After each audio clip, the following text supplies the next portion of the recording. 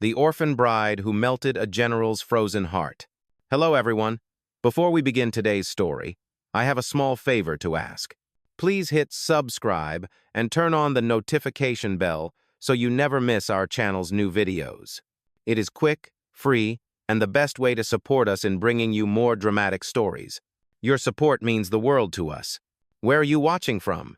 Drop your city or country in the comments below. Thank you very much.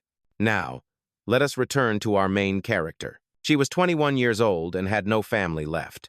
Her name was Amelia Clark, a quiet, kind-hearted orphan who grew up believing that love was something sacred, something earned by kindness. But that belief was about to be tested in the harshest way possible. One morning, Amelia was summoned to the governor's mansion, where her guardian informed her that she was to be married. Not to a man of her choice, not even to someone she had met. Her groom was General Adrian Voss, the youngest and most feared commander in the nation's army. He was known not for his victories, but for his lack of mercy. They called him the man without a heart. Amelia's first reaction was disbelief. Marriage? To a man she had never spoken to? But in that world, an orphan had no voice. Her signature on the marriage decree was just a formality, another command, signed by powerful men who traded lives like currency. The wedding took place 3 days later, in a cathedral filled with officials and silence. The air smelled of candle wax and polished marble. Every step Amelia took down the long aisle echoed like a warning. Her white dress felt heavier than armor. The veil trembled, not from the wind, but from fear. At the altar stood General Adrian Voss, tall, sharp-featured, his uniform pressed to perfection. His eyes were pale, unreadable, almost metallic. He did not smile. He did not even look at her. When she reached his side, he simply nodded to the priest and said, "Proceed." There was no music, no warmth, no blessing. When the priest said, "You may kiss the bride," Adrian simply turned his head slightly, giving no gesture of affection. The guests remained seated, hands folded, as if attending a military briefing rather than a wedding. Amelia's heart pounded painfully inside her chest. She whispered her vows with a trembling voice that no one seemed to hear. When the ceremony ended, there was no celebration. The general walked out first, his boots striking the marble floor like the rhythm of a drum. He did not offer his hand. He did not wait for her. Outside, the rain had begun to fall soft at first, then harder, until it blurred the city lights. Amelia climbed into the waiting car alone. Through the window, she watched her new husband disappear into another vehicle ahead of her. The engine roared, and the sound of it drowned her last fragments of hope. When she arrived at his mansion that night, the driver opened the door, but no one greeted her. The building loomed like a fortress, gray walls, black gates, no flowers, no laughter. Inside, the silence was so deep it almost had a sound of its own. On a small table near the entrance lay an envelope with her name written in sharp, cold handwriting, Mrs. Amelia Voss. Inside was a single page of typed rules. Asterisk. Coffee will be served at 6 a.m. Asterisk. Meals will be taken separately. Asterisk. No contact unless necessary for public appearances. No personal questions. Asterisk. No expectations of affection. At the bottom, it was signed Adrian Voss. Amelia stared at the paper for a long time before tearing it into thin strips. The sound of paper ripping was the only defiance she could afford. As the pieces fell to the floor, she whispered to herself, "Maybe love cannot be ordered, but neither can silence." And with that, the orphan bride took her first step into the mansion of the heartless general, unaware that her quiet courage would soon challenge the coldest soul the world had ever known. The night after the wedding passed without a single word exchanged. The mansion stood silent, surrounded by the endless hum of rain hitting the windows. When the morning light crept through the heavy curtains, Amelia was already awake. She had barely slept. The clock on the wall ticked sharply at 6 o'clock, and right on time, the sound of footsteps echoed down the hall. A maid entered, quiet and expressionless. "Breakfast is served in the east dining room, Mrs. Voss." The title felt foreign, like a costume that did not belong to her. Amelia thanked her softly and followed the hallway, her bare feet brushing against the cold floor. The dining table stretched like a runway, long enough for 20 people, yet only one seat was occupied his. General Adrian Voss sat at the far end, a newspaper in hand, his uniform perfectly pressed even at breakfast. He did not look up when she entered. "Good morning," she said, her voice careful, almost shy. Morning, he answered flatly, eyes still on the paper. A silver coffee pot gleamed between them. Amelia poured herself a cup, the clink of porcelain filling the silence. For several minutes neither spoke. The only sounds were the steady turn of his newspaper pages and the faint crackle of the fireplace. Finally, Amelia dared to ask, "Is this how it will always be?" Adrian lowered the paper slightly. "How what will be?" "This," she said, gesturing around them. Two strangers pretending to share a life. He paused, his eyes meeting hers for the first time. They were pale, gray, sharp as steel. "We are not pretending, Mrs. Voss. This is an arrangement. It is better to accept it than to suffer from expectations." Her throat tightened, but she nodded. "You speak as if love were a weakness." He folded the newspaper neatly.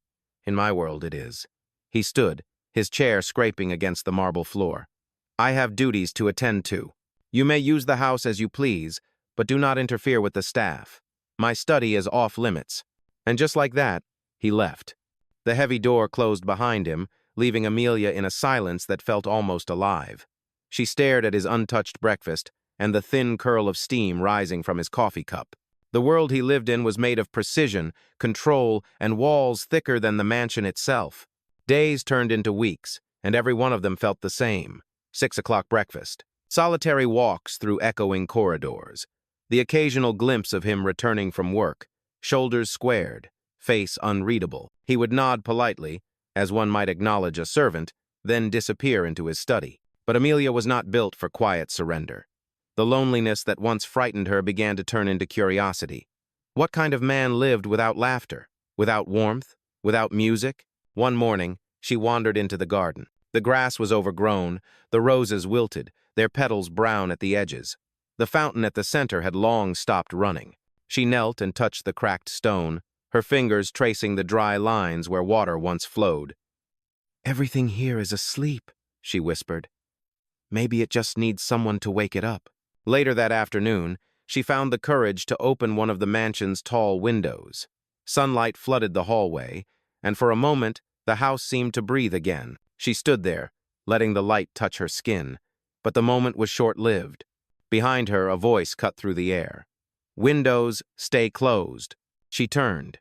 Adrian stood at the top of the staircase, his uniform dark against the pale walls. "Why?" she asked quietly. "Because that is how it works here," he replied, his tone final. Amelia took a step forward. "And what if I want something different?"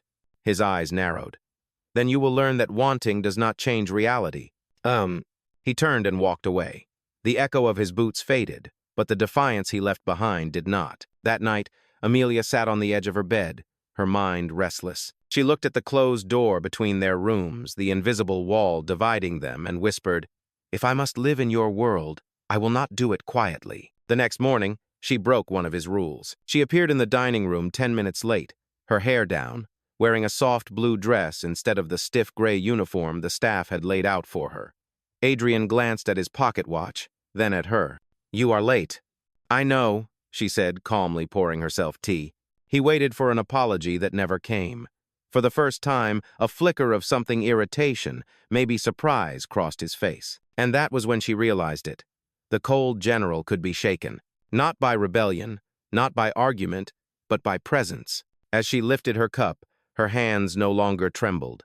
Her voice was quiet but steady. "Perhaps the rules of this house are not as unbreakable as you think, General." He did not reply. But long after she left the table, Adrian remained seated, staring at the open window she had left behind. Sunlight spilling across the tablecloth. Something had changed. He could feel it, though he would never admit it. The air was different now, and for the first time in years, the heartless general felt something other than order. He felt a beginning. The morning sun crept through the window that Amelia had refused to close, turning the air inside the mansion a shade warmer. For the first time since her arrival, she heard birds outside, soft, distant, almost hesitant, as if the world itself was testing whether this house still remembered how to live. Adrian noticed the change immediately. He passed the open window on his way to the study, his jaw tightening. The curtain swayed gently, and a line of sunlight stretched across the floor like a quiet rebellion. He did not close it. Instead, he simply stared for a long moment before walking away, leaving the window open. Amelia watched from the corridor above, her hand resting on the railing. She did not smile, but something deep inside her stirred. The small victories mattered. In the days that followed, the routine inside the mansion began to shift. The staff, once silent and mechanical, now spoke in whispers when Amelia passed. The cook began adding color to the meals, fresh herbs, fruit, small signs of life returning. Amelia did not give orders. She simply existed differently, and somehow that changed everything around her. One afternoon, she decided to explore the one place that remained forbidden Adrian's study. The double doors were closed, but not locked. She hesitated for a moment, listening. Silence. Then, with a steady breath, she turned the handle. The room smelled of ink and cedar wood. Maps covered the walls, each marked with red lines and pins that told stories of battles won and lives lost. Bookshelves filled with military history towered to the ceiling. On the desk, everything was arranged with military precision, except for one item that felt out of place, a framed photograph. Amelia stepped closer. The picture showed two young men in uniform, smiling beside an old aircraft. One of them was Adrian, much younger, his eyes alive in a way she had never seen. The other man looked similar enough to be his brother. On the back of the frame, written in faded ink, were the words, "To Adrian, for both of us, make it home." She traced the letters gently. For a brief moment, she could almost feel the loneliness hidden behind his discipline. The general without a heart had once been a man with one. A sudden sound behind her made her turn. Adrian stood in the doorway, his face unreadable, but his eyes were darker than usual. "What are you doing here?" His voice was low but firm. She straightened her posture, meeting his gaze. "Trying to understand who I married. I told you this room is off limits. And I told you I will not live in silence." The air between them tightened. He stepped forward, the leather of his boots creaking on the floor. "You do not understand the consequences of crossing lines, Mrs. Voss. Then explain them to me," she said softly, refusing to look away. For a second, something flickered in his eyes, anger, maybe pain, but he said nothing. Instead, he turned his face away, his voice controlled but trembling at the edges. "You have no idea what it means to lose everything you love. I will not discuss it further." He left, and the door slammed hard enough to rattle the window panes. The photograph slipped slightly from its frame, landing face down on the desk. Amelia stared at it for a moment, her heartbeat echoing in her ears. She placed the picture upright again, gently, and whispered, "Then maybe you are not the only one who knows loss." That night, the mansion felt heavier than usual. Rain began to fall, soft at first, then harder, a rhythmic drumming on the roof. Amelia sat by her window, watching the storm. In the garden below, the roses bent under the weight of the water. She remembered his words, "You have no idea what it means to lose everything you love." He was wrong. She knew exactly what it meant. She decided to do something she had not done in years. She wrote a letter, not to him, not to anyone in particular, but to herself. Her words flowed like rainwater, grief, anger, hope, all mixed together. She folded the page and placed it inside the drawer beside her bed. The next morning, she found a new rule pinned to her door. The typewritten words read, "No entering restricted rooms without permission." Below it, in his sharp signature, Adrian Voss. Amelia smiled faintly. "So you are afraid after all," she murmured. She took the paper down, tore it in half, and tossed it into the fireplace. The ashes curled like small gray feathers. Later that day, she went to the garden again. She wore no gloves this time, letting the dirt stain her hands as she cleared the dead leaves around the old rose bushes. The gardener stared in confusion. "Madam, the general does not allow—" "Then let him come and stop me," she said gently. By the time the sun began to set, the air smelled of wet soil and new beginnings. Amelia's dress was streaked with dirt, her hair loose, her cheeks flushed from the effort. She stood, wiping her hands on her skirt, and for the first time since the wedding, she felt alive. From the window above, Adrian watched. He did not speak. He only stood there, one hand resting on the curtain. Her defiance, her quiet persistence, it unsettled him more than any battlefield ever had. That night, when he passed through the hallway, he noticed something unusual. The window she had opened was still letting in the soft scent of rain and roses. For a long moment, he stopped beside it. His hand hovered over the frame. He could close it and return to his familiar silence. but he did not. He let it stay open. The next week arrived with the stillness of early autumn. The leaves around the mansion began to turn shades of amber and gold, drifting across the courtyard like forgotten memories. Amelia woke earlier than usual that morning, restless from a dream she could not remember. She stepped outside barefoot, her dress brushing the dew-covered grass. The air smelled of rain and roses. For the first time, she felt that the house was breathing with her. She had spent the last few days working in the garden, clearing away dead branches and planting new bulbs. Every cut she made, every seed she buried, felt like an act of quiet rebellion. The roses had begun to rise again, their green shoots curling toward the sunlight. She was beginning to believe that even lifeless soil could bloom again if someone cared enough to touch it. Inside the mansion, Adrian noticed. He did not say anything, but the change was impossible to ignore. The scent of fresh earth followed her wherever she went. The maids seemed less afraid to speak, the air less heavy. At breakfast, he glanced at her more than once. She caught him once, and instead of pretending not to notice, she met his gaze. Neither of them looked away. That evening, when she entered the library, he was already there. He stood by the window, his posture rigid, his hands behind his back. The firelight reflected off his uniform, turning the silver of his medals into soft gold. "You have been spending a great deal of time in the garden," he said without turning around. "I have," she replied simply. "It needed care. The gardener could have done it." "I know," she said, walking closer. "But the gardener does not love the flowers. He only trims what he is told. There is a difference." Adrian turned slowly, studying her. "You speak as if this house can feel." She smiled faintly. "Maybe it can. Or maybe I just need to believe that it can."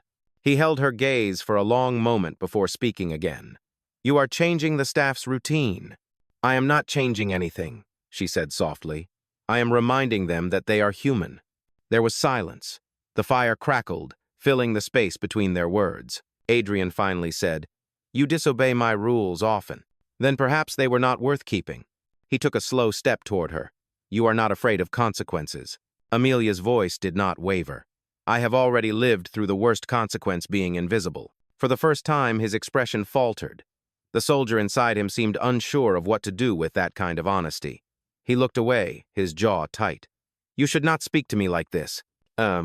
Then stop giving me reasons to," she said, and walked out before he could answer. That night, he did not sleep. He sat at his desk, staring at the same photograph of his brother. The storm outside had passed, leaving only the steady hum of wind through the trees. Her words echoed in his head, being invisible. He thought about the garden, about the open window, about the faint warmth that had started to fill the empty spaces of his house. The next morning, Amelia went to the city to buy more seeds. When she returned, a letter waited on her desk. It was written in his clean, disciplined handwriting. "You may continue your work in the garden. The fountain has been restored. Consider it yours." There was no signature, but she did not need one.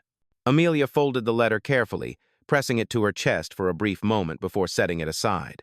When she walked outside, the sound of water reached her ears. The fountain that had been silent since her arrival now flowed again. She stood before it, unable to stop the smile that formed on her lips. Later that week, Adrian returned earlier than usual from his duties. He found her in the garden, her hands covered in soil, her hair undone. She was humming softly, unaware of his presence. The song had no words, only a tune that carried peace. For a man who had spent his life surrounded by commands and gunfire, that simple sound was disarming. "Mrs. Voss," he said, his tone quieter than usual. She looked up, shading her eyes from the Sunday. "General, I did not know you could sing." "It is something I used to do as a child," she said, smiling gently. "When the world felt too large, music made it smaller." He nodded, as if trying to understand something he never learned. "The staff says you have brought life back to this place." Amelia glanced around. "No, life was always here. It just needed permission." For the first time, he almost smiled. Almost. He stepped closer, then stopped, as if catching himself in forbidden territory. "Dinner will be served at 7, he said, his voice regaining its formality. "I expect your presence." Amelia blinked. It was not a command, it sounded almost like an invitation. When evening came, she entered the dining room to find that the long table had been shortened. Only 2 places were set. Candles burned low between them. and soft music played from an old gramophone in the corner. Adrian stood as she entered. "Sit, please." She hesitated, then took her seat. The meal was quiet, but the silence was no longer heavy. He poured her wine himself. Their eyes met across the small space that had once been an ocean. After a long pause, he said, "You were right about the garden." She tilted her head slightly. "About what part?" "That it only needed someone to care." The fire flickered in the distance, reflecting in his eyes. "Then perhaps there is still hope for this house," she said softly. He nodded once. "Perhaps." They finished dinner in silence, yet it was a silence filled with something new, not command, not fear, but possibility. When Amelia returned to her room that night, she found the window still open, the air cool and fragrant. She whispered into the quiet, "Maybe hearts are like houses. They just need permission to open." And somewhere down the hallway, behind a closed door, Adrian Voss heard those words, and for the first time, he did not feel alone. A few days later, the first frost of the season touched the roses in Amelia's garden. She wrapped her scarf tighter and stood beneath the gray sky, watching her breath curl into mist. The fountain still ran, its surface shimmering with thin layers of ice. The garden had become her refuge, and she tended it as if caring for her own soul. Inside the mansion, something had changed. Adrian's footsteps no longer echoed like before. He moved with a quietness that felt almost uncertain. The staff whispered that the general smiled once when he thought no one was watching. The rumor sounded impossible, yet Amelia had begun to sense the same shift herself. That afternoon, the sound of engines filled the courtyard. 2 black cars rolled through the iron gates, stopping near the steps. Adrian appeared in his formal uniform, medals shining against his chest. He looked sharper than usual, his expression unreadable. "I will be gone for several days," he said as she met him by the door. "Military conference in the capital." Amelia nodded. "Be careful." He hesitated before replying, "Always." As the cars disappeared down the long road, the silence of the house returned. Amelia spent her evenings in the library, reading by the fire. She tried to tell herself that his absence did not matter, but the truth lingered in every heartbeat. The mansion felt colder without him. She missed the faint sound of his boots, the quiet command in his voice, even the way he avoided her eyes when he felt something he could not explain. On the 3rd night, a storm rolled in. The sky broke open with thunder, and the rain came down in sheets. The power flickered, then went out completely, plunging the house into darkness. Amelia lit a candle and made her way to the window. The wind howled through the open corridors, bending the trees in the garden. She turned when she heard a sharp crash somewhere downstairs. Her candle trembled in her hand. She walked carefully toward the sound, her heart beating faster. The noise came again, from the entrance hall. When she reached it, the heavy front doors had swung open, rain and wind pouring inside. "Hello?" she called, but no one answered. She stepped closer to close the doors, but the gust was too strong. Water soaked her dress, and the candle went out. She struggled against the wind, finally forcing the doors shut and sliding the bolt into place. Her hair clung to her face, her hands shaking. That was when she saw him. A dark figure stood at the bottom of the staircase. Adrian, drenched from head to toe, his uniform clinging to him. His eyes were sharp, but his voice was raw. "You should not be here alone." "Adrian," she breathed. "You said you would be gone for a week." "I came back early," he said, his chest rising and falling heavily. "There was an attack near the capital. The convoy was ambushed on the road." Her eyes widened. "Are you hurt?" He shook his head slightly. "No, but some were not as fortunate." He paused, his expression tightening. "I realized something while I was away. Orders can be replaced. Titles can vanish. But there are things that cannot be rebuilt, once lost." He took a step toward her, the sound of rain dripping from his coat to the marble floor. "When I heard the first explosion behind me, I thought about this house and you." She felt the weight of his words settle between them. The storm outside seemed to quiet, as if listening. "I do not understand," she whispered. He hesitated, his jaw tense.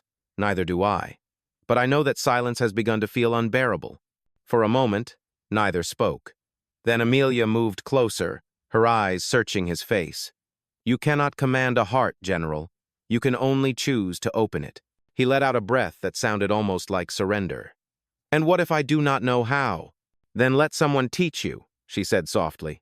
The distance between them closed. The storm howled again, rattling the windows, but neither of them moved.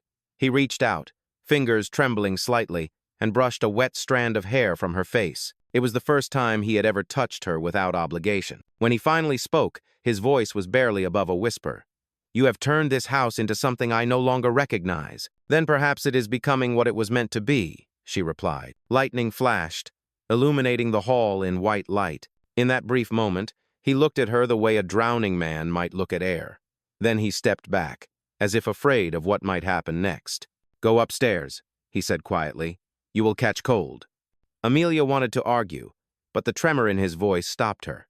She nodded slowly and turned toward the staircase. Before she reached the top, she heard him call her name. "Amelia." She looked back. He stood at the bottom of the stairs, water still dripping from his coat, his expression unreadable. "Thank you for keeping the windows open." She did not answer, but her eyes softened. Then she disappeared down the hallway. That night, as the rain eased into a steady whisper, Adrian remained by the door, staring at the faint glow of the candle she had left behind. For the first time in years, he felt warmth not from the fire but from the simple knowledge that someone had waited for him to come home. The next morning dawned soft and pale, as if the storm had taken all the noise with it. The world outside the mansion was quiet, wrapped in a silver fog that blurred the trees and softened the edges of the garden. Amelia woke early, her body heavy from the restless night. She could still hear the echo of Adrian's voice in her head, low, restrained, but undeniably human. When she came downstairs, the fire in the main hall was already lit. The faint smell of fresh coffee drifted through the air. On the dining table sat a single cup, steaming, with a folded note beside it. The handwriting was unmistakable. "You once said the garden needed permission. Perhaps I do too." She read it twice, her fingers trembling slightly. It was not a declaration of love, not even an apology, but it was something far rarer from him, an admission of vulnerability. She tucked the note into her sleeve and stepped outside. The ground was soft beneath her shoes, and the roses still carried drops of rain from the night before. The fountain sang quietly, the water catching the morning light. Amelia closed her eyes and let the cool air fill her lungs. For the first time since her wedding day, she felt like she belonged to something, if not to him, then at least to the moment. By afternoon, Adrian had joined her outside. He wore a dark coat instead of his uniform, the absence of medals making him look almost ordinary. He stood by the garden gate for a while before speaking. "You wake early," he said. "So do you," she replied without turning. "I was not always like this," he said quietly. "There was a time when I slept easily." "Oh." She looked at him, her eyes calm. "What changed?" "The war, the noise, the silence after." His voice drifted like smoke. "I buried my brother with my own hands. After that, sleep felt like a luxury I did not deserve." Amelia's gaze softened. "That is why you closed the windows." He nodded once. Silence was safer. She stepped closer, her hand brushing against the edge of his coat. "But silence is not peace, Adrian. It is only another kind of battle." He looked at her for a long moment, and she could see the war behind his eyes, discipline against desire, control against compassion. Then, for the first time, his posture loosened. His voice lost its armor. "You should not say my name like that," he murmured. "Why not?" she asked. "Because it makes me forget who I am supposed to be." Amelia smiled faintly. "Then maybe that is exactly what you need." For a long moment, they stood in the soft hum of the morning. The sun broke through the fog, painting the roses gold. He reached out, not in command but in hesitation, and brushed a leaf from her shoulder. His fingers lingered a second too long. She did not move. When he finally spoke again, his tone was different, gentler, unguarded. "There will be a military gala this weekend. It is expected that my wife will attend." Her eyebrows lifted slightly. "You mean me?" "Yes," he said almost awkwardly. "If you wish to." "I do," she replied after a pause, "but not because it is expected." That evening, Amelia stood before her mirror as the maid adjusted the deep crimson gown she had chosen herself. It was bold, nothing like the pale dresses she used to wear. When she descended the staircase, Adrian was waiting at the bottom. His eyes widened for just a heartbeat before he composed himself. "You look—" He stopped, searching for the right word. "Different." She met his gaze. "Alive?" He gave a single nod. "Yes." Alive. Oh. They arrived at the gala together, the ballroom glittering with light and sound. For the first time, Amelia was not just a name on his arm. People turned to look, to whisper. She held her head high, her hand resting lightly on his sleeve. Throughout the evening, she noticed how often his eyes found hers across the room. During the dance, when he finally took her hand, the music slowed, and the air around them changed. The crowd faded into a blur of movement and color. "You are smiling," she said softly as they turned. "Do not tell anyone," he replied, his voice almost playful. "I think they already know," she whispered back. When the music ended, he led her to the balcony overlooking the city. The cold air brushed her skin, and she drew in a slow breath. Adrian looked at her, his expression unreadable in the moonlight. "I used to think peace was silence," he said. "Now I think it might sound like this." Amelia tilted her head. "What does it sound like?" He hesitated, then answered quietly, "Like you breathing beside me." For a long moment, neither of them moved. The city lights flickered below, and the wind carried the faint scent of winter roses from her garden. She looked at him, searching for the soldier in his face, and saw only the man. "Adrian," she said softly, "if you keep standing guard around your heart, you will miss the life waiting inside it." "Mesa." He reached up, his gloved hand trembling as he brushed a strand of hair from her cheek. "And if I let it fall? Then," she whispered, "you will finally feel alive." The silence that followed was not empty. It was full of everything they had not said, everything they had both tried to deny. And when he finally leaned in, the distance between them disappeared like fog in the morning Sunday. The orchestra began another song inside, but they did not return. They stood together beneath the cold sky, their hearts beginning to beat in the same rhythm. For the first time, the general did not feel like a man obeying orders. He felt like a man surrendering willingly, completely, and without regret. The days that followed the gala carried a kind of quiet wonder neither of them dared to name. The mansion no longer felt like a prison. Sunlight filled the hallways that had once been dark, and laughter began to echo faintly through the rooms. Adrian returned to his duties each morning, but every evening he found himself walking through the garden where Amelia worked. She did not ask him to stay, yet he always did. One night, as the wind rustled through the roses, Amelia looked up from her work and saw him standing there without his coat. He was watching her hands, the way they brushed gently against each leaf, the way she hummed under her breath. "You could help," she said with a small smile. "I do not know how," he admitted. "Then learn," she replied softly, handing him a small spade. He knelt beside her, clumsy at first, the soldier unused to gentleness. When their fingers brushed in the soil, he froze, then exhaled slowly. The air around them felt fragile, as if one wrong move might shatter it. "You make this look easy," he murmured. "It is not," she said. "It just takes patience." "Patience," he repeated quietly, almost to himself. "I have spent my life commanding everything around me. It never occurred to me that some things cannot be ordered." She glanced at him, her expression warm. "That is because the best things are not meant to obey." For a long time, they worked in silence. When they finally stood, the moon was high, and the fountain shimmered in the soft light. Adrian looked at the garden, then at her. "You have changed this place," he said. "No," she answered gently. "You have. You let it live again." The next morning, Adrian left early for a routine inspection. Hours later, the sound of sirens and engines echoed down the road. Amelia rushed outside as two jeeps stopped at the gate. Soldiers stepped out, their faces grim. One of them saluted before speaking. "Madam, there has been an attack near the border. The general's convoy was caught in the blast. He is alive, but wounded." Her heart dropped.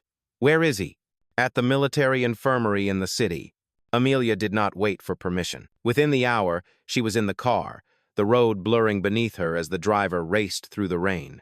She clutched her scarf to her chest, whispering the same words over and over. "He will be fine. He must be fine." When she arrived, the hospital corridors smelled of antiseptic and smoke. Soldiers filled the halls, their faces pale with exhaustion. She found his room by following the sound of steady beeping machines. Adrian lay on the bed, pale, bandaged, but breathing. His right arm was immobilized, and there was a cut across his temple. The doctor turned to her. "He will recover, but he needs rest." She nodded, stepping closer. For a long moment, she just looked at him. The man who had once seemed untouchable now looked heartbreakingly human. She reached out, brushing her fingers lightly over his hand. When his eyes opened, they found hers immediately. "You came," he said weakly. "I would have crossed the world if I had to," she replied, her voice breaking. He tried to smile, but his lips trembled. "I told myself I could not love anyone again. I was wrong." Tears welled in her eyes. "Then promise me you will not close the windows anymore." "I promise," he whispered. "But only if you promise not to stop planting." She leaned closer, her forehead resting against his. "Then we have a deal, General." In that quiet room filled with the hum of machines, the war outside seemed far away. For the first time, the soldier and the orphan understood the same truth, that love was not the absence of pain, but the courage to stay even when it hurt. Adrian remained in the hospital for several weeks, his body healing more slowly than his pride. Each day, Amelia arrived with a small bundle of roses from the garden, placing them in a glass jar beside his bed. The nurses began to whisper that the general's wife was changing the mood of the entire ward. The smell of roses and quiet laughter now replaced the sharp scent of antiseptic. He often woke to find her reading aloud from a worn novel or simply sitting beside him, mending the loose buttons on his uniform. Sometimes they talked, but more often they shared silence, the kind that no longer felt heavy. When his strength began to return, he finally said, "You do not have to stay here every day." Amelia smiled. "I know, but I want to." He looked at her, his eyes softer than she had ever seen them. "You should not waste your kindness on a man like me." She shook her head gently. "It is not wasted if it grows somewhere." Outside, the winter had deepened.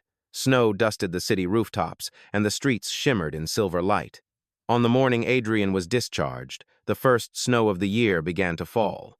Amelia wrapped his scarf around his neck herself, her fingers lingering against his collar. "Home feels different now," she said quietly as the car pulled away from the hospital. He nodded. "That is because you made it real." When they arrived at the mansion, the staff stood waiting in the courtyard. The garden was covered in frost, but beneath it, the roses still lived. Adrian stepped out slowly, leaning on his cane, and stopped to look at them. "You kept them alive," he said. "They kept me alive, too," she replied. That evening, they ate dinner together by the fire. The light danced across the walls, and the once empty dining room felt warm again. After the meal, Adrian reached into his coat pocket and placed a small silver medal on the table. "This was my brother's," he said. "I carried it with me through every battle, but I think it belongs here now." He set it beside a vase of roses, the metal glinting softly in the firelight. He used to say that bravery was not about war, it was about choosing to love, even when you are afraid. Amelia reached across the table, her hand resting gently on his. "Then you are finally brave, Adrian." For a moment, neither of them spoke. The fire cracked, and snow drifted silently against the windows. Then he whispered, "I never imagined that peace would look like this." Later that night, as he walked down the hallway toward his room, Adrian stopped outside Amelia's door. It was slightly open, and the warm light from her lamp spilled into the corridor. He hesitated before knocking softly. "Come on," her voice called. He stepped inside. She was seated by the window, sketching something in her notebook. When she looked up, her smile was calm and steady. "You should be resting," she said. "I cannot sleep," he admitted. She gestured to the chair beside her. "Then sit." He did. For a while, they listened to the soft whistle of wind through the half-open window. Then he noticed the drawing in her lap, a garden, blooming in full color, with two figures standing beneath the fountain. "Is that us?" he asked quietly. "It is what I hope we become," she said. He looked at her for a long moment, then reached out and took her hand. "I spent so many years learning how to fight. You taught me how to stop." Amelia squeezed his fingers gently. "Then perhaps the war is finally over." He exhaled slowly, his shoulders easing for the first time in years. "Yes," he said almost to himself, "it is over." Outside, the wind carried the faint scent of roses through the snow, filling the room with a promise of spring. The man once called the heartless general sat beside the orphan bride who had taught him how to feel, and in that simple, fragile peace, they both found what they had been searching for all along home. Spring came quietly to the valley. The snow melted from the rooftops, and the garden outside the mansion burst into color once more. The fountain sang louder now, its water catching the light like liquid glass. The house that had once felt like a monument to silence now echoed with life. Amelia stood in the garden wearing a light dress, her hands deep in the soil as she planted new roses. Adrian watched from the veranda, still leaning slightly on his cane. Though his steps had grown stronger, he no longer wore the heavy metals that once weighed on his chest. His uniform had been replaced by a simple linen shirt, sleeves rolled up, his face calm in a way she had never seen before. He walked down the steps slowly, the gravel crunching under his boots. "You always begin again," he said, his voice warm. She looked up and smiled. "That is the only way to live." He crouched beside her, picking up a handful of soil. "It feels strange," he said softly. "After so many years of fighting, I am learning what peace smells like." Amelia pressed a new rose into the earth and covered its roots carefully. "Peace smells like soil, like water, like trust," she said. "It takes time to grow, but it always returns." They stood together, watching the fountain sparkle under the sunlight. The breeze carried the faint fragrance of blooming flowers. Adrian took her hand and held it firmly, his eyes searching hers. "There are many things I have commanded in my life," he said, "but this us will never be one of them. I do not want to command it. I only want to deserve it." Her heart stirred at his words. "Then you already do," she whispered. He reached into his pocket and brought out a small object wrapped in cloth. When she unfolded it, she found the same silver ring she had worn on their wedding day, but this time it fit perfectly. "I had it resized," he said quietly. "The first time we stood together it was forced. This time it is a choice." "Yeah." Amelia's eyes filled with tears as he slipped the ring onto her finger. The garden seemed to fall silent around them. "You once said love could not be ordered," he murmured. "You were right. Love has to be earned." "And it has been," she replied. He smiled, the rare, genuine kind that reached his eyes. "Then let this be the beginning, not the end." As the sun began to set, the light turned golden over the house. The open windows carried the scent of roses and the soft rhythm of the fountain's song. For the first time, Adrian Voss and Amelia Clark did not feel like strangers bound by duty. They felt like two souls who had finally found their way home. And as the camera of time pulled away from the blooming garden and the open windows, the narrator's voice would have said, "Maybe love is not about saving someone or changing them. Maybe it is about standing beside them until they find their own way back to the light, because even the coldest heart can learn to bloom again."